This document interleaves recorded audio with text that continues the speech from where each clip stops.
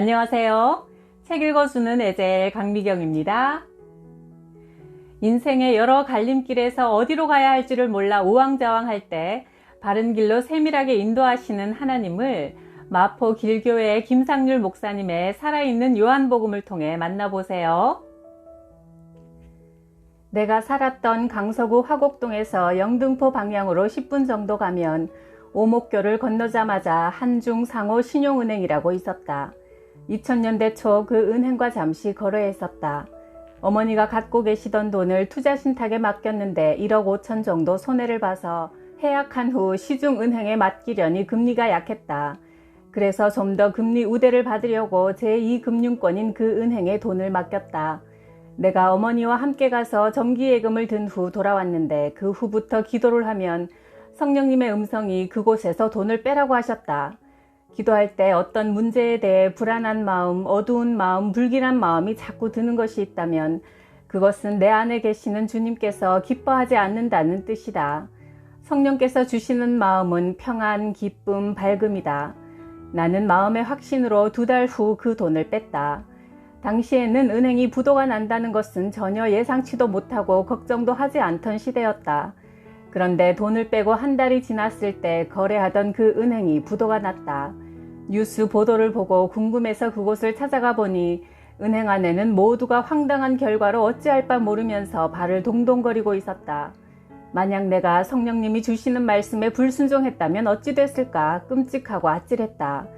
내 안에 계신 하나님을 주인으로 인정하고 순종하니 인생의 풍파를 막아주시는 신비한 경험을 하게 된 것이다. 예수님을 그저 손님으로 모신 자들은 시간이 흐를수록 그 예수가 불편해져 내보낸 사람이 많다. 그러니 예수를 믿어도 인생의 맛이 안 나는 거다. 내 신앙생활에 신비한 능력이 드러나길 원한다면 하나님을 실제적인 주인으로 모시고 살면 된다. 아버지가 목사님이신데 목회하시는 곳이 재개발되면서 교회를 옮기게 되었다. 예전에는 이전할 때 보상 원칙이 제대로 규정되어 있지 않았다. 당시 재개발업자는 교회 땅을 좀 더 넓은 대지로 보상하고 이주비 얼마를 책정해 주기로 했다. 그리고 대부분 그와 같은 수준으로 협의한다는 말을 덧붙였다. 세상 물정 잘 모르시는 부모님은 그들의 말에 수긍했다. 나는 부모님으로부터 그렇게 합의를 보았다는 소식을 듣고 기도하던 중 네가 다시 가서 협상해라는 성령님의 음성을 들었다. 그날이 토요일이었다. 재개발 측과 구도 합의가 끝났기에 이제 서류에 도장 찍는 일만 남았다. 내가 부모님을 대신해 사무실을 찾아갔더니 그들은 계약서를 내밀었다. 그 순간 내 입에서 이런 말이 나도 모르게 툭 튀어나왔다. 다른 지역에서는 교회 안에 목사 사택이 들어가 있는 경우 아파트 한 채를 제공해 준다고 하던데요. 나는 사실 그런 일이 있는 줄도 알지 못했다. 그런데 그들은 내 한마디 말을 듣고 그 조건을 받아들여 주었다. 만약 말하지 않았다면 우리가 모르고 있다고 여겨 자기들의 원칙대로 계약을 마무리하려던 심사였다. 그러나 내가 요구하니 그들은 별다른 이의를 제기하지 않고 그 자리에서 아파트 한 채를 더 주는 조건으로 계약을 체결했다. 서울 시내 한복판에 있는 삼성 레미안 중형 아파트였다. 성령님이 주시는 지혜는 우리 인간의 수준을 뛰어넘는다. 사도 바울도 하나님의 일을 하면서 위로부터 오는 지혜를 경험할 때 이렇게 고백했다. 하나님의 지혜와 지식은 어찌 그리 깊고 큰지 어느 누가 하나님의 판단을 헤아려 알 수 있으랴. 로마서 11장 33절. 한 집사님이 기도를 받으러 찾아오셨다. 그를 위해 기도하니 정직하게 살라, 진실하게 살라, 세상 부자를 부러워하지 말라, 부자가 천국에 들어가는 것이 낙타가 바늘귀에 들어가는 것보다 어렵다는 등과 같은 말씀의 기도가 나왔다. 보기에는 신앙이 참 좋아 보이시는데 왜 하나님은 자꾸 이런 말씀만 그에게 주시는 걸까 생각하며 기도를 마쳤다. 기도가 끝나자 집사님은 사모님, 오늘 저에게 주신 하나님의 말씀으로 제가 크게 깨달았습니다 하며 사연을 말했다. 아는 집사님이 사업을 같이 하자고 하더라고요. 그분은 자기 전 재산인 160억을 투자했고 저는 7억 5천만 원을 투자했습니다. 그런데 투자한 재산을 1년 반 만에 다 날렸습니다. 사실 그 돈으로 가짜 명품인 짝퉁을 만들다가 경찰에 발각돼서 모든 제품을 압수당하고 하루아침에 사업이 망하고 말았어요. 나는 그 말을 듣고 우리 하나님은 너무나 정확하신 분이구나 다시 한번 놀랐다. 내가 만일 160억이 있다면 은행에 넣어놓고 이자만 받아도 평생 마음 편하게 먹고 살 텐데 사람 마음에 욕심이 들어오면 사람 마음의 크기는 우주와 같아서 끝이 없는 것이다. 그 공간을 하나님으로 채워야만 채워지지 않는 것으로 헛수고하며 마음고생하지 않고 만족하고 감사하며 살 수 있다. 지방에 살고 있는 지인에게 전화 연락을 받았다. 대학생인 큰딸이 아파트 옥상에서 뛰어내려 자살했다는 소식이었다. 공부도 잘하고 얼굴도 예쁘고 사람들로부터 칭찬받던 딸이 왜 갑자기 죽었을까 너무나 의아했다. 병원으로 달려가 보니 온 가족은 망연자실한 채 땅바닥을 치며 울고 있었다.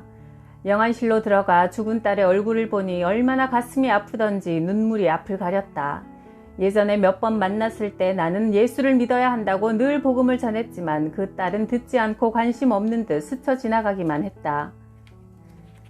다음날 다시 장례식장을 찾아가 그 딸이 관 속에 들어가기 전에 다시 한번 기도해서라도 살아나기를 바라는 마음에서 하나님, 딸이 관 속에 들어가기 전에 그 영혼이 다시 돌아와서 살아나게 해주세요. 간절히 기도하자 성령님의 음성이 들렸다. 질병이나 사고로 죽은 자는 다시 살아날 수도 있지만 자살로 죽은 자는 자기 의지로 사망을 선택했기 때문에 다시 살아날 수 없다. 나는 그 부모에게 주님을 전했다. 제가 예전에 온 가족이 예수 믿고 구원 얻어야 한다고 그렇게 말했지만 아무도 제 얘기를 듣지 않고 무관심하셨지요. 그러나 이번 기회를 통해 부모님께서 예수를 믿으시고 구원과 함께 마음의 위로를 얻으시기 바랍니다. 이 시간 저와 함께 성경책에 손을 얹고 예수님을 앞으로 주인으로 모시고 살겠다는 고백을 하나님께 드립시다. 부모님은 그제야 고개를 끄덕이며 그동안 열심히 절에 다녔지만 이제는 하나님을 믿겠다고 하셨다. 나와 함께 영접 기도를 했고 이제 주일이 되면 교회에 나가 신앙생활을 하신다. 그들은 자식의 죽음으로 복음을 받아들이셨다. 또 하나의 비슷한 사건은 지방에 집회를 가니 식사를 대접하던 집사님 부부가 이런 이야기를 했다. 32살 난 형이 아직 총각인데 3일 전 고속도로에서 뒤에 따라오는 차가 들이받아 그 자리에서 목숨을 잃었단다. 어제까지 장례식을 치르고 오늘 부흥회에 참석했는데 형의 죽음을 보니 평상시 더 기도하고 전도했어야 했는데 차일피일 미루다가 이런 일을 당했다며 힘들어했다. 슬픔에 빠진 부모님께 이번 주부터 제가 다니는 교회에 함께 나가세요 하니 이제는 아들도 너 하나인데 네가 하라는 대로 하겠다고 하셨단다. 그들도 큰아들을 잃은 아픔이 하나님을 믿는 계기가 되었다. 성경에 나오는 이집트에 내린 10가지 재앙이 오늘날에도 여전히 우리 삶에 일어나고 있다. 그러나 세상에서 당하는 환난 고통으로 하나님을 만났다면 결국은 인생 승리다. 어떤 재앙이라도 예수의 피가 부어졌다면 영생 천국을 소유하는 복이 된다. 교회 안에서도 가장 쉽게 뿌리내릴 수 있는 세속의 영이 바로 음란의 영이다. 어떤 남자 집사님이 직장생활하면서도 만나는 사람들에게 전도하며 나름 열심히 신앙생활을 했다.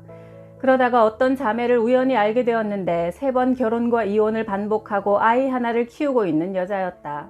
집사님이 그 여자를 교회로 인도하려고 하니 여자는 호감을 표시하며 접근해 왔고 집사님도 자주 연락하고 만나게 되었다. 아내에게는 전도하기 위해 만난다고 했으니 그렇게 믿을 수밖에 없는 상황이었다. 어느 날 집사님이 집에 핸드폰을 두고 출근했는데 그때 성령님께서 개입하여 역사하셨다. 집에 놔두고 간 핸드폰이 울려서 아내가 남편 핸드폰을 받았다. 그런데 폰 속에서 남편과 어떤 여자가 통화하는 소리가 들렸다. 아내 집사님은 그 내용을 모두 듣게 되었다. 여자가 부인과 이혼하고 자기와 살자며 유혹하는 내용이었다. 남편이 밖에 공중전화로 여자에게 전화한 것이 집안에 있는 핸드폰도 같이 울려서 듣게 된 것이다. 어떻게 그런 일이 일어날 수 있겠는가?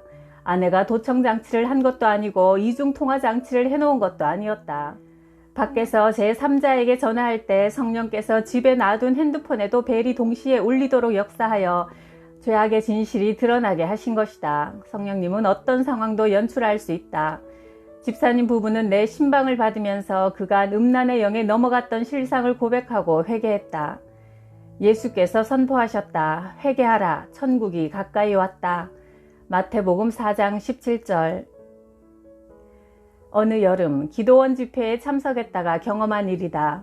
1000여 명 정도 목회자와 성도들이 은혜를 사모하여 모여들었다. 그런데 집회 마지막 날 저녁 시간에 은혜가 강한 곳에 사탄의 역사도 강하게 역사함을 느끼는 사건이 일어났다. 평택에서 어느 목사님 부부가 여성도와 함께 참석했는데 그 여성도가 갑자기 발작을 일으키더니 강대상 바로 앞에 쫙 뻗어 누워버렸다. 1000명이나 되는 성도들이 그 모습을 지켜보고 있었다. 자칫하면 집회가 망쳐지고 지금까지 받은 은혜가 흐지부지 될 위기 상황이었다. 강사는 이 여인을 위해 합심기도 하자고 제의했고 참석한 모든 사람들이 뜨겁게 기도했지만 시간이 흘러 집회가 끝나도록 그녀는 꿈쩍도 하지 않고 누워 있었다. 내가 보다 못해 그녀 앞에 다가가 무릎을 꿇고 그녀의 몸에 손을 얹고 마귀를 대적하는 기도를 드리려고 하자 죽은 듯이 누워있던 그녀가 갑자기 다리를 떼지도 않고 몸이 붕 떠서 2m 정도 위치로 피하는 것이다. 요것 봐라. 내 속에서 자신감이 생겼다. 사탄이 나를 피하는 것을 느꼈기 때문이다. 그래서 나는 그쪽으로 쫓아가 도망가지 못하도록 그녀의 손을 잡고 같이 온 우리 교회 성도들과 함께 예수의 이름으로 대적 기도를 뜨겁게 드렸다. 10분 정도 흘렀을까? 그녀가 부스스 일어나 무릎을 꿇었다. 그리고 제정신이 회복되었다. 그녀를 데려온 목사님이 앞으로 혹시 또 그런 일이 생기면 어떻게 하냐고 걱정을 태산같이 하길래 내 연락처를 주고 헤어졌다. 이틀 후 그녀에게 다시 귀신이 들어갔다며 연락이 왔다. 그녀를 데려오라고 하자 온 가족이 함께 왔는데 시어머니와 시누이도 있었다. 그들과 함께 예배를 드리는데 성령께서 이 여자는 시어머니 때문에 눌려서 연약해졌다고 알려주셨다. 그러자 시어머니가 자기처럼 좋은 시어머니가 어딨는데 그런 말을 하냐고 펄펄 뛰며 화를 냈다. 그러나 나는 성령께서 일러주시니 혹시 회개할 것이 있으면 이 자리에서 회개하시라고 하자 시어머니는 불쾌한 표정으로 자리를 피했다.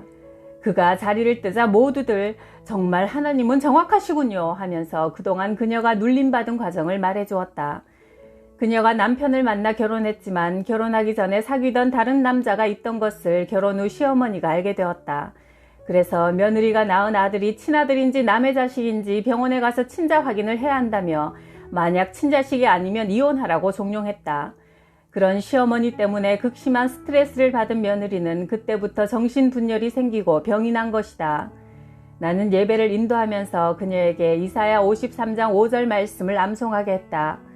예수가 찔림은 내 허물 때문이요 예수가 상함은 나의 죄악 때문이라. 예수가 징계를 받음으로 나는 평화를 누리고 예수가 채찍에 맞음으로 나는 나음을 받았도다. 그리고 로마서 8장 1, 2절 말씀도 외우게 했다. 그러므로 이제 그리스도 예수 안에 있는 자에게는 결코 정죄함이 없나니 이는 그리스도 예수 안에 있는 생명의 성령의 법이 죄와 사망의 법에서 너를 해방하였습니다. 이 두 성경 구절은 이런 영적 문제로 고통받는 사람들이라면 꼭 소유하기 바란다.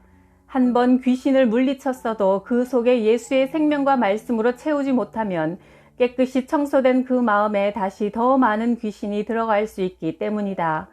그녀의 가족은 그렇게 하겠다고 약속하고 헤어졌다. 한 달 후 다시 전화를 받았다. 목사님 감사해요. 시키는 대로 매일 말씀을 암송하고 선포하며 순종했더니 이제는 그 성도가 완전히 회복되어 개척교회의 큰 일꾼이 됐어요. 하나님은 그렇게 또 한 사람과 가정을 회복시키셨다. 어느 목사님을 만났다. 교회 개척을 준비하는 분이었다. 지금은 시내 중심가에서 음식점을 하고 있으니 시간이 나면 한번 오라고 하여 어느 날 찾아가 보니 식당이 아니라 술집이었다. 낮에는 장사하지 않고 밤이 새도록 술을 팔다가 새벽에 문 닫는 곳이었다. 그곳을 다녀온 후 괴로워서 그를 사랑하는 마음으로 문자 메시지를 보냈다.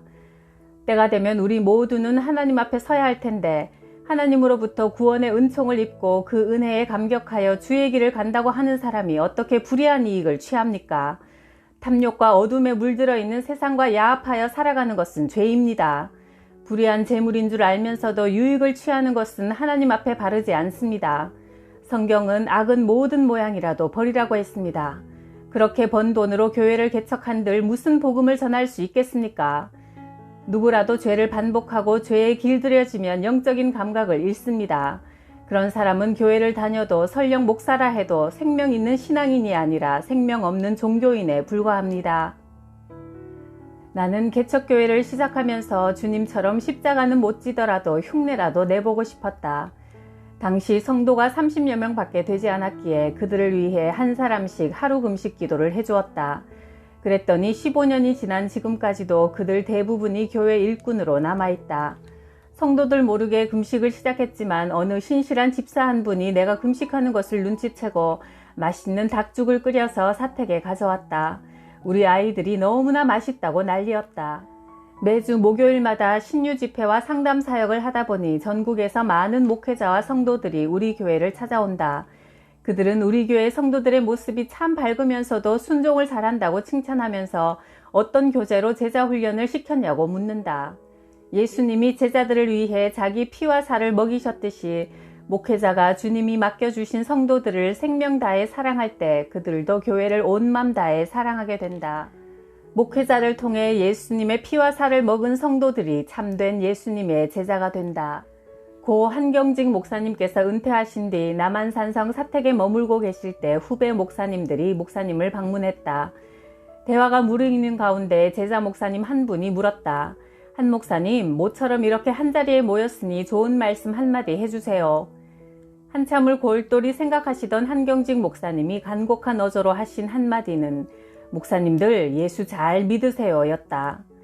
목사로서 신앙인으로서 우리 인생을 바칠 가장 큰 목표는 바로 예수 잘 믿는 것이다. 길과 진리와 생명 되신 예수님만 바라보고 따라가면 그 끝은 천국과 행복인 줄 믿습니다. 구독, 좋아요, 댓글로 행복을 주셔서 감사해요.